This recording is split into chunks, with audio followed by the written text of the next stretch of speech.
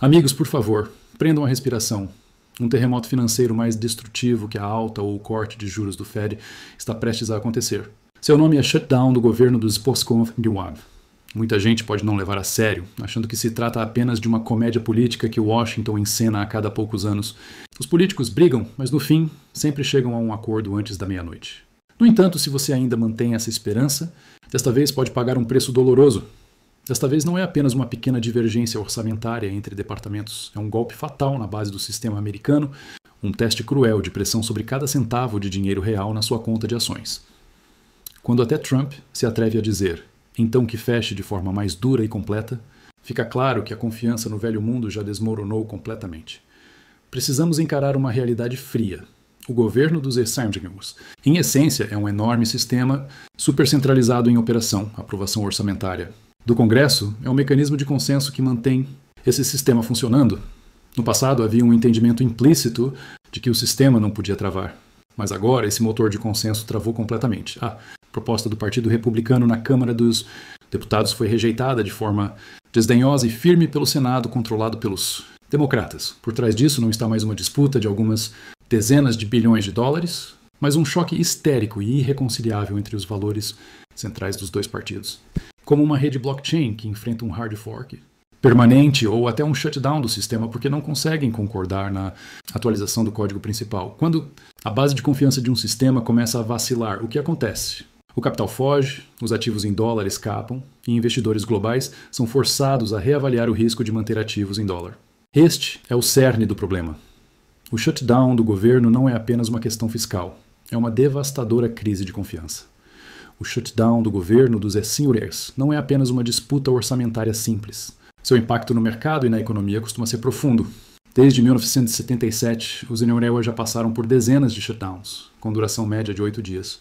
O mais longo foi o de 2018 a 2019, que durou 35 dias.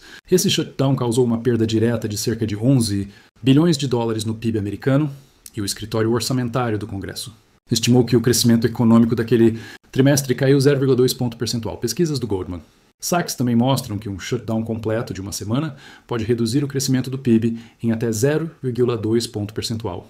Quanto mais longa a paralisação política, maior o dano à economia.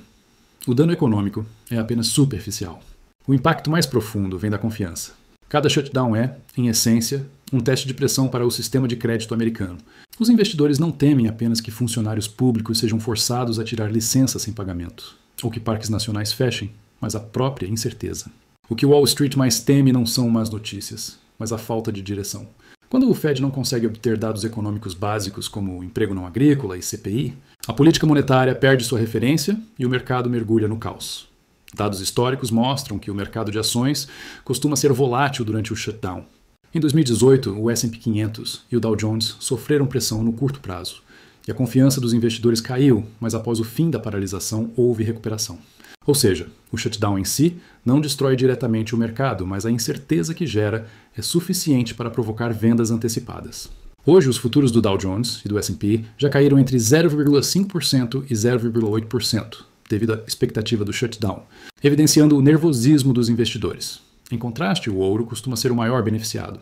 Como o ativo de crédito final da humanidade por milhares de anos, o ouro é sempre buscado em cada crise de confiança governamental.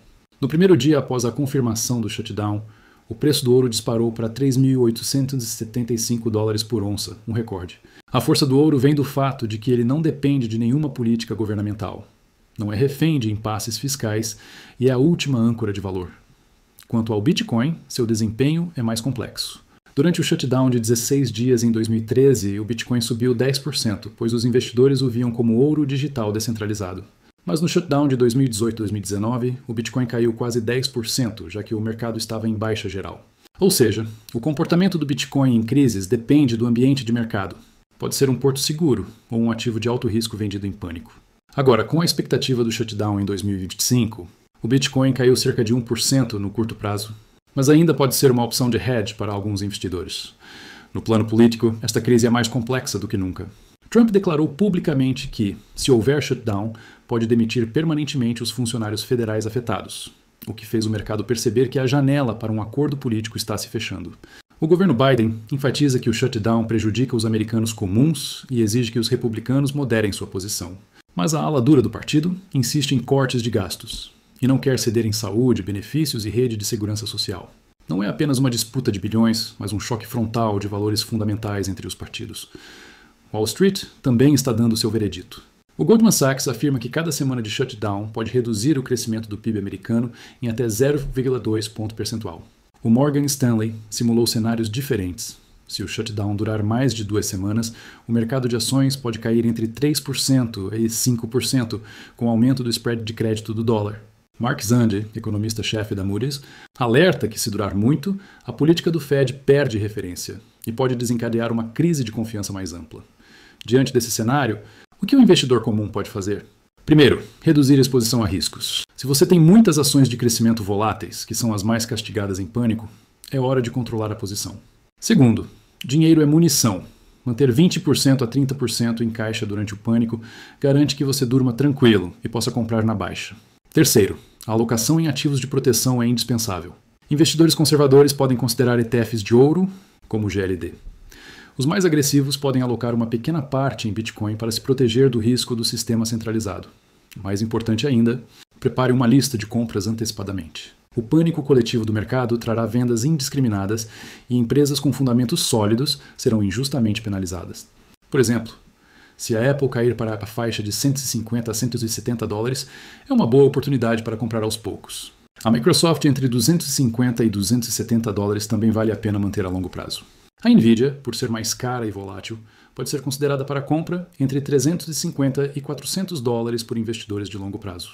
Berkshire Hathaway e United Health, como ativos defensivos, terão quedas limitadas, mas podem oferecer estabilidade em meio ao pânico. ETFs de small caps como o IWM podem cair entre 15% e 25%, mas justamente por serem vendidos em excesso, podem proporcionar maior potencial de recuperação. No fim, se o shutdown será o fundo de ouro para o mercado americano ou o abismo sem fundo que marcará o fim de uma década de alta, ninguém pode afirmar com certeza. A experiência histórica mostra que shutdowns curtos são apenas distúrbios, não crises sistêmicas, mas o contexto atual é diferente. Dívida americana elevada, déficit fiscal grave, alavancagem financeira excessiva e tolerância do mercado, a incerteza muito menor do que há 10 anos. Portanto, o investidor realmente inteligente não se deixa levar pelo pânico emocional, nem aposta tudo cegamente. Ele se arma com calma e dados. Reconhece o risco, reduz exposição a ativos de alto risco e se prepara para aproveitar as oportunidades de compra após o pânico. Como disse Buffett, seja ganancioso quando os outros têm medo, mas essa ganância deve ser baseada em preparação e julgamento racional. Agora, diga-me sua escolha. Você acha que essa crise de shutdown será o fundo de ouro do mercado americano ou o abismo sem fundo que encerra uma década de alta? Deixe seu julgamento e razões nos comentários. Vamos atravessar a névoa no choque das ideias,